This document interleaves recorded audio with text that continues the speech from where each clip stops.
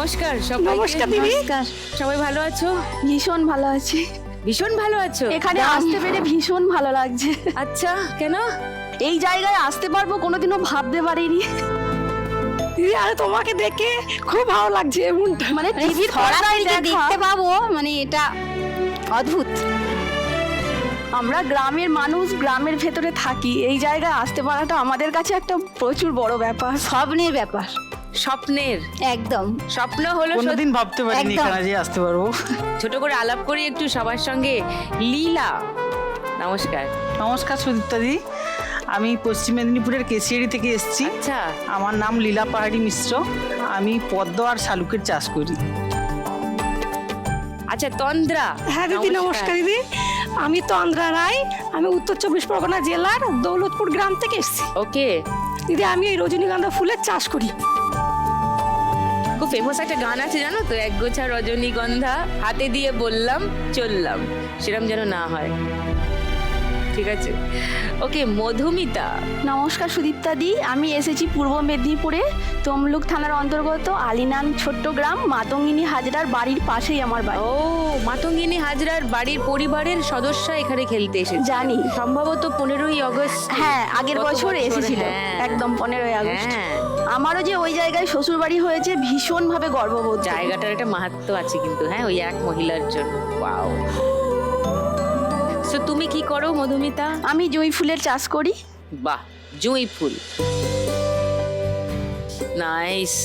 রূপা, হ্যাঁ, আমি হাওড়া জেলার বাগনান থানা অন্তর্গত বাঁকুড়দহ একটা ছোট্ট গ্রাম থেকে এসেছি। আমি রূপা খাঁড়া। আমার নীল ফুলের চাষ করি, মানে সিজন ফুল, দোপাটি হয়, গাঁদা হয়, এই সময়টা নীলটা বেশি হয়। অপরাজিতা। হ্যাঁ হ্যাঁ, এইটা শ্রাবণ মাসে বাবার কাজে লাগে, শিবের যে হয়, এই ফুলটা এখন বেশি পরিমাণে হয়। রাইট। তো কেন যে স্পেশাল সেটা এবার সবাই নিশ্চয়ই বুঝতে পেরেছেন। চারজনেই ফুলের কাজ করেন, ফুল চাষ করেন, ফুল তৈরি করেন, ফলন ফলান, এবং ফুল তো আমাদের রোজ জীবনে লাগে। ফুল না হলে চলে বলো? এই যে আমি ভীষণ খুশি হয়েছি আপনি যে মধুমিতার মাথায় আনার দিয়েছেন। জুঁই আমি অলরেডি লাগিয়েছি, দেখো। মানে আমার কষ্টটা সার্থক হয়েছে, আমি এই জায়গায় দেখাতে পেরেছি, নিয়ে আসতে পেরেছি। সো আশা করি আজকের পর্বের শুরুতেই সবার মন ভালো হয়ে গেছে, কারণ আমার মন তো ভালো হয়ে গেছেই। আচ্ছা, সো তোমরা কি রোজ দেখো এই শোটা? হ্যাঁ। তো যখন রোজই দেখো তখন নিয়ম টিয়ম সবই জানো। হ্যাঁ, আমরা খেলা শুরু করি, তারপরে আরো গল্প করব। ফার্স্ট রাউন্ডে আজকের খেলা টাকা ওড়ে দেখো ধরে। খেলার আগে লীলার কাছে একবার যাই। কতদিনের ব্যবসা তোমার ফুলের আমার ব্যবসা? 4 বছরের ব্যবসা। 4 বছর। হ্যাঁ। ও, তো হঠাৎ ফুলের ব্যবসা কেন? আমার ছেলে তখন ছোট ছিল, যখন ছিল তখন শুধু ফুলের, মানে ফুল নিয়েই সে থাকতো, ও, মানে সবসময় কোথায়? ফুলের কথাই ভাবতো সে। পেতো কোথায়? পাশাপাশি কারো বাড়িতে ফুল থাকলে মানে সবসময় ফুল নিয়েই ব্যস্ত থাকতো সে। সবসময় ফুলের গাছ লাগাবো, কোথাও বেড়াতে গেলে সেখান থেকে অন্য কিছু আনবে না, ফুলের গাছই নিয়ে আসবে। সবসময় ফুল গাছ নিয়েই থাকতো। তারপরে সে একটু বড় হওয়ার পর বললো যে মা, ফুল গাছ নিয়ে একটা কিছু করলে হতো। তখন তো সে কলেজে পড়ে। তারপর আমি নার্সারিটা, মানে এই গাছের ব্যবসাটা শুরু করি। একটা জায়গা, আইডিয়া। হ্যাঁ ছেলের আইডিয়া। Wow. একটা জায়গা ভাড়া নিলাম। প্রথমে ও বীজ বাজার থেকে কিনে আনতো, মানে যে পদ্মের যে দানাটা ওটা বাজার থেকে কিনে আনতো, দিয়ে ঘরের গামলাতেই লাগানো হতো।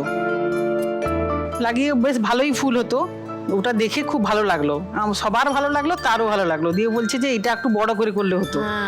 দিয়ে তারপর গামলার জলে পদ্ম বীজ দিয়ে দিলে হ্যাঁ পদ্ম হ্যাঁ ফুল হ্যাঁ হয়ে যায়? হ্যাঁ, আচ্ছা। গাছটা উঠবে, তারপর একটু টাইম লাগবে কিন্তু হবে। অনেক বেশি ফুল না দিলেও হয়তো 8টা 10টা ফুল দেবে, ওই রকম হতো। আর বড় বড় সাইজের ফুল হতো। দিয়ে তারপর এটা থেকে আমরা ভাবলাম যে একটু তাইলে জায়গা একটা কোথাও নিয়ে যে ব্যবসাটা শুরু করা হোক।